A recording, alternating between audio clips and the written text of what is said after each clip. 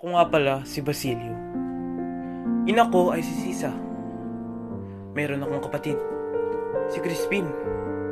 Mahirap lamang ang buhay.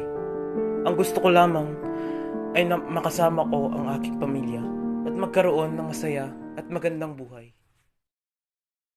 Inay, ako'y naririto na. Subalit, hindi ko kasama si Crispin. Inay, huwag kang mag-aalala. Nasa kumbento si Crispin. Ngunit si Crispin ay hindi na natin makakapiling. Ako'y nagtanan nang makita kong kinakaladkad si Crispin ng Sakristan Mayor. At ayaw kong paalisin kung hindi ikasampu na ng gabi. Sa takot ko, Inay, ako'y tumakas. At sa aking pagtakas, nakasalubong ko ang ilang gwardiya sibil. Binaril nila ako at isang punglo ang dumaplis sa aking noo.